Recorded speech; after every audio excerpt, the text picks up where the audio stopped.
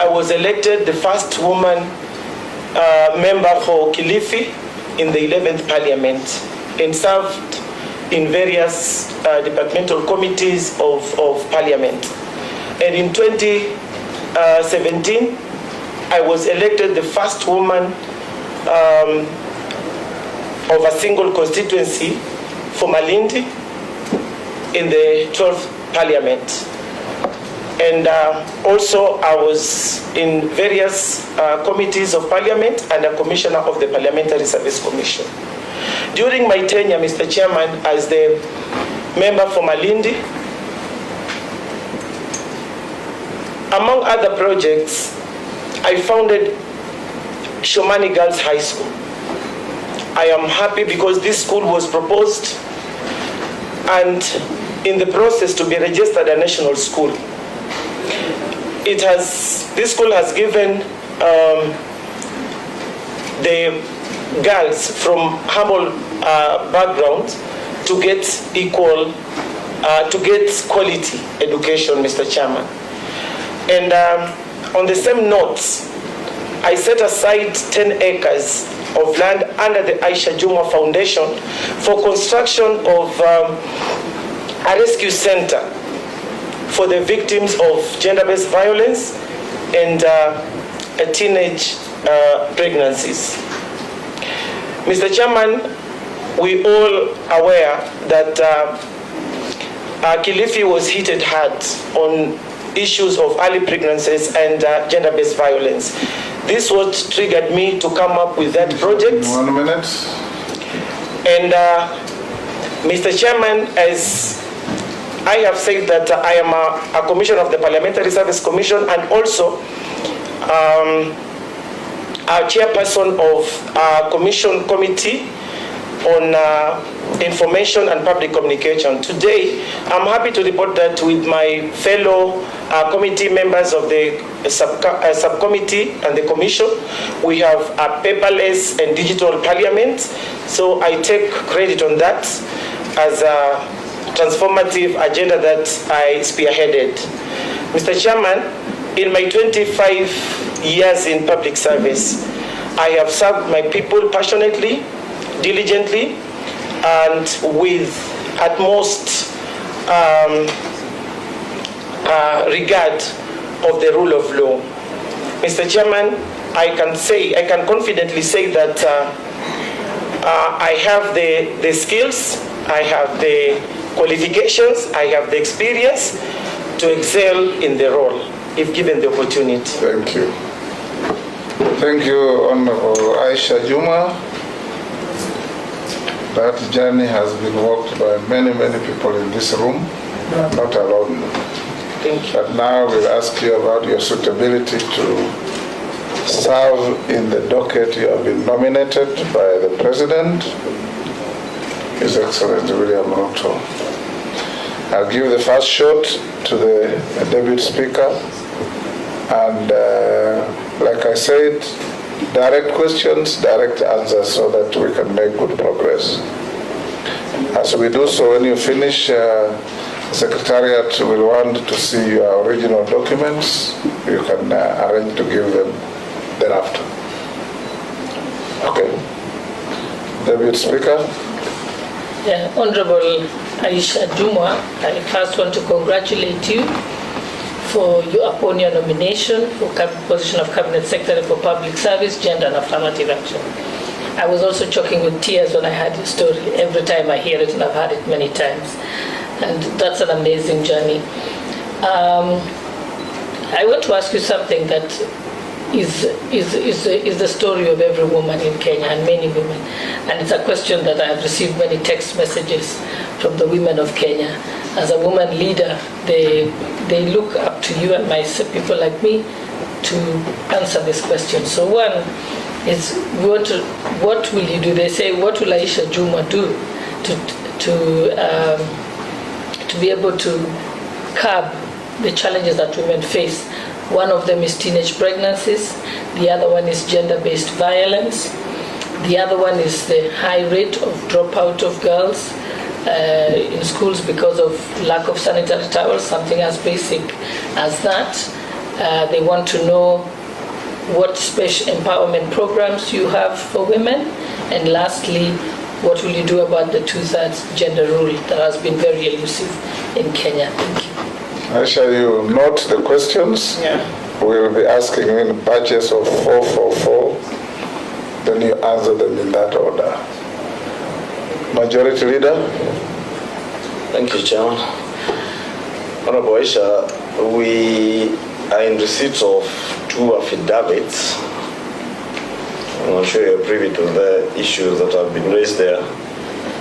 And one of the issues raised is that you have been charged with the murder of Kumbao Jola during campaigns in 2019 in Malindi. And you had also been charged with the fraudulent misappropriation of about 57 million shillings from NGCDF Malindi. My question is, do you own a gun? And have you ever handled one? That's my first question. The second question, maybe you can appraise us on the status of these cases, and if you are to be found guilty in either of those cases, would you be willing to take responsibility? Thank you. Minority Leader. Yeah, thank you, Mr. Chair. And welcome, Honorable Aisha Jumwa. Mr. Chair, I know I've worked closely with Honorable Aisha Jumwa in ODM for a long time, until the last election when we parted ways, which is normal. But then today I would only perform the task that is entrusted on us as a committee, which is to ask one or two questions. Just for clarification, really, in my view. We have seen your testimonials or academic certificates.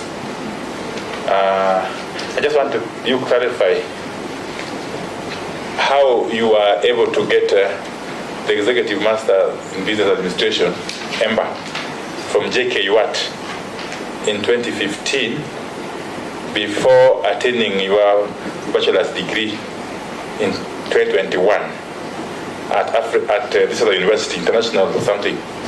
Let me just be sure I'm mentioning what is correct. Yes, African what? International Leadership University.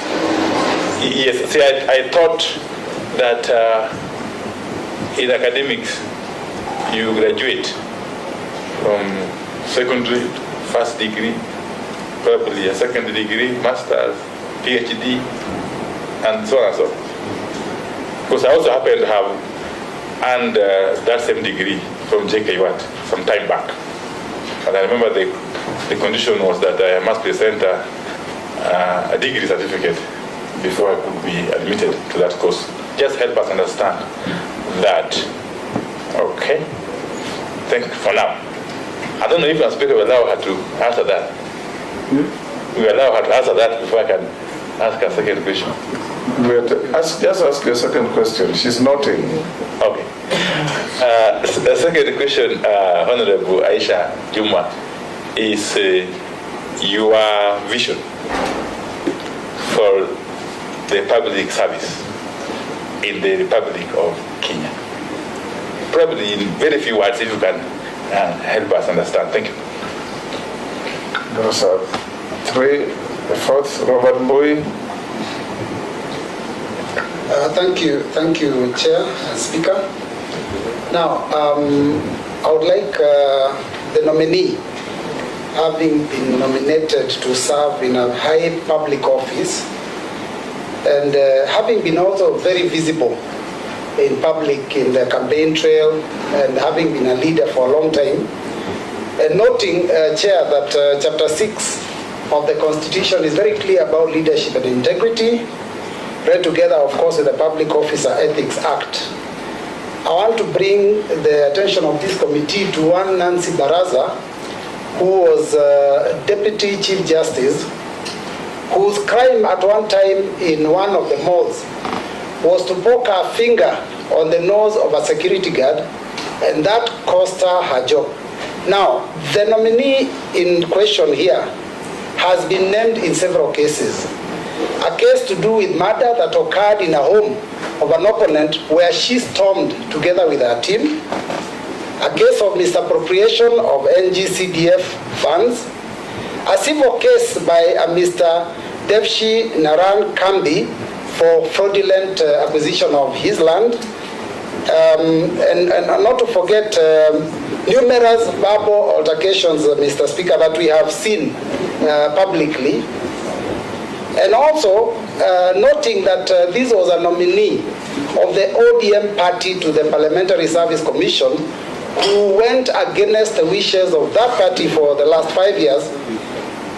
Are your transgressions, are her transgressions any less than that which was committed by Nancy Baraza? And is she willing to be fair and accept the challenges of this leadership and integrity chapter and maybe step aside from this position? Aisha, answer those four. Thank you, Mr. Chairman. And perhaps I should start with the one for Honorable Jumwa. Honorable Jumwa, I don't own a gun, and I have never in my life applied for a gun. The second one is to appraise on the cases or to inform the committee on the cases that are in court. Mr. Chairman, it is in the public domain that, as I have been saying, these cases were politically motivated, and I still stand strong and saying it again here that they were politically instigated, and I'm happy because this country is a country of laws. The DPP dropped the case that is touching on the misappropriation of funds for the NGCDF, and on the second issue of the murder case, Mr. Chairman, first I want to empathize with the family. Indeed, there was a loss of life. It was unfortunate, but again, Mr. Chairman, as I have said, I am clear in my mind that I never shot anyone because I don't own a gun. I'm not a gun holder, and I don't know even the names of the guns in this country. The weapons that this country possess, I don't know the names. So, also there are 3 witnesses that so far have testified in court, and none of these witnesses mentioned my name. And again, there was a ballistic report which is in the public domain that my name was not in any way mentioned on the same. So, Mr. Chairman, I want to say I am innocent, as the Constitution suggests the presumption of innocence until proven guilty. I still hold on that, Mr. Chairman. And on the issue of my bachelor's, my executive before the bachelor's, Mr. Chairman, this is not a master's degree, but it was a special course that we were given after doing our certificate in county governance, and I think it's a course that is recognized, and that is how I got admitted to do my bachelor's in International Leadership University. That is the much I can say, Mr. Wandai. And you've asked me, Mheshimiwa Wandai, through the chair, to say a little word about the vision to the public service. Mr. Chairman, I want to say that my vision to the ministry and the public service is to make sure that is to see a public service that is citizen focused and flexible with a national outlook. Mr. Chairman, Mheshimiwa Mbui Robert, I think by answering Mheshimiwa Kimani Ichung'wah, I have also served your question. Mr. Chairman, I want to now take Madam Sholei's question on early pregnancies, GBV. Madam Sholei and Deputy Speaker, GBV is in many forms, including the early pregnancies. And as a victim, as I have said in my opening speech, this is something that it is an issue that if given the opportunity to head this docket of public service, gender and affirmative action, I'll be making sure that a program is rolled on matters engaging the communities and more so the parents and families, because on the matters of early pregnancies, from my experience, is that these sometimes happen even in our homes with people that we know better, like our uncles and sometimes our dads. So this is something that it needs a robust engagement with the communities and making sure that an amicable and a long-term solution is offered by the ministry that I'll head. And on the sanitary pads, I want to say that during the signing of the Charter on Women with our President, I want to say that this was broadly mentioned, and our President, through the ministry, fund will be set aside to make sure that sanitary pads are available and girls remain in school.